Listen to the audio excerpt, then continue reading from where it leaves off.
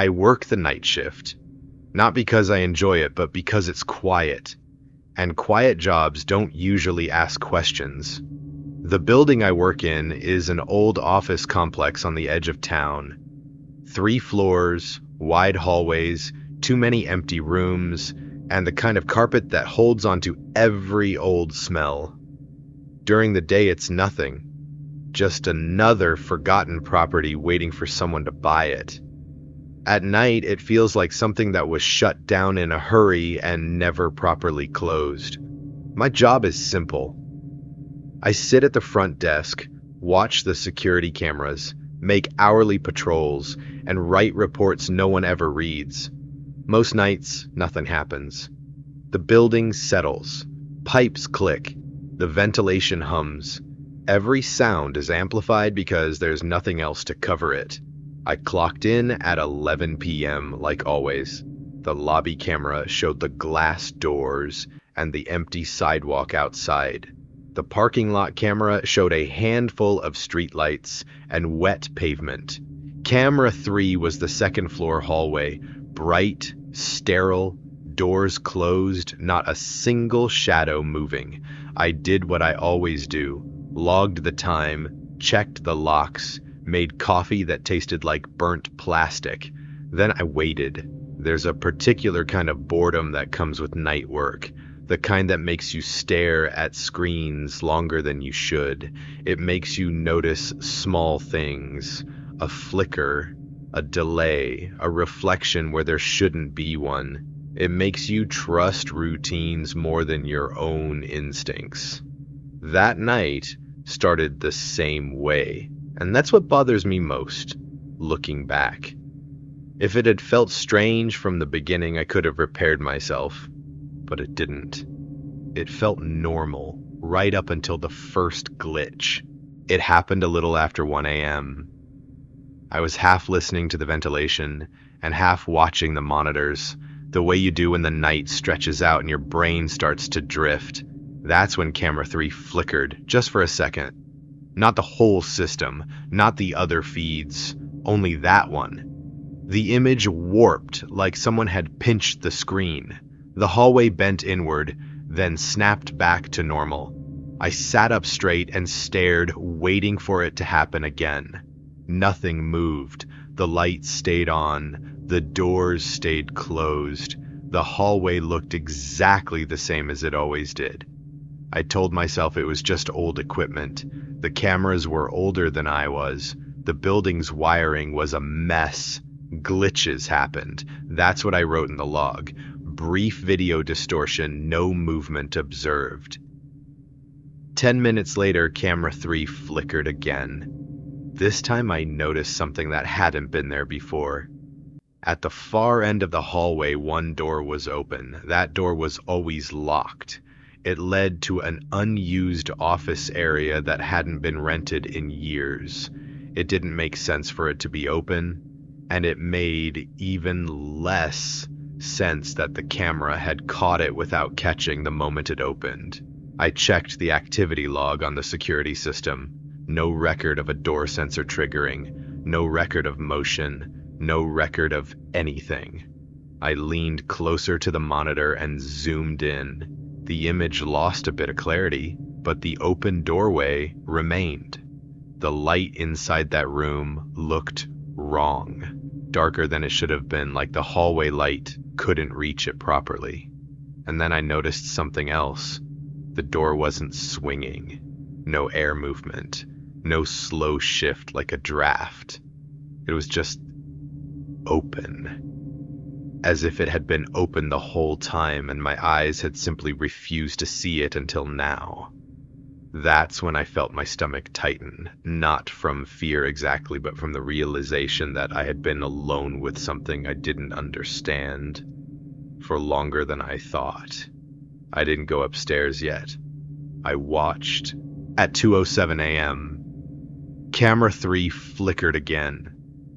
This time the door at the end of the hallway was open wider than before, and for a second I thought the camera had finally caught someone walking through it.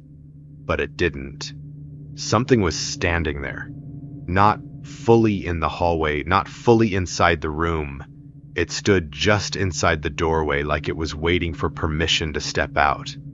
The shape was darker than the surrounding shadow, as if it absorbed the light instead of reflecting it.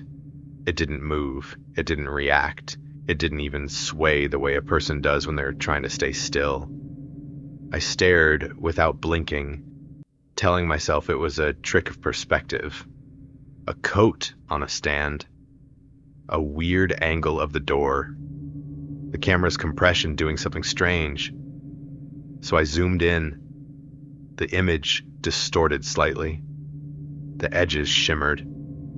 The hallway lines bent the way they do on old security footage, but the shape remained. It was still there, still in the doorway, still too tall and too narrow to look like anything normal. It didn't have a face, at least not one I could see. No clear features, no eyes catching the light, just the outline of something upright and still. I remember thinking irrationally that it was looking at me through the camera, not at the hallway, not at the building, at me. My hand hovered over the radio, the desk phone, the panic button we were told never to press, unless it was real. And then I did something I'm still ashamed of. I stayed at the desk. I didn't go upstairs. Minutes passed. The shape didn't step out, but it leaned forward, just a little. Not enough to enter the hallway, but enough to make its presence undeniable, like it wanted me to know it could move whenever it chose. Then it slowly pulled back into the darkness. The door closed by itself. The hallway was empty again, and that should have been the end of it. But the worst part wasn't what I saw on the screen. It was what happened next, when I checked the system records. After the door shut, I forced myself to breathe again. I checked the system logs first, because that's what you do when you're trying to stay rational. You look for proof that something happened, or proof that it didn't. I opened the activity report for camera 3, the second floor hallway feed, and stared at the entry list. It was blank. Not no motion detected, not signal interruption, not even an error code, just nothing. Like the camera feed had never existed as part of the system. I thought I'd clicked the wrong tab, so I backed out and pulled up the full camera list. Camera 1, lobby. Camera 2, parking lot. Camera 4, stairwell. There was no camera 3. I sat there for a long time, feeling my mouth go dry, scrolling up and down like the number would appear if I stared hard enough. But it didn't. The system jumped from 2 to 4, cleanly, like it had always been that way. That would have been impossible because I watched camera 3 every shift. I'd written camera 3 in reports. I'd said it out loud when I checked the feeds. I could picture the hallway perfectly, its bright lights, its closed doors, the exact place where that far door sat. And yet the system said it didn't exist. Around 5 a.m., the morning guard arrived. He looked half asleep like he always did, and he asked if the night was quiet. I told him everything. The flicker, the open door, the shape standing in the doorway. He listened, polite at first, then confused, then amused in a way that made my skin crawl. He walked over and checked the cameras. He pulled up the records. He even searched the archived files. Then he laughed, actually laughed, and said, "Man, you're messing with me." I asked him what he meant. He pointed at the screen and said, "This building only has 2 floors. I told him that was wrong. He shook his head and said, "No, 2 floors. Always has been. And there's never been a camera 3. I quit that job the same day. A week later, in the afternoon, I drove past the building. The second floor windows were gone.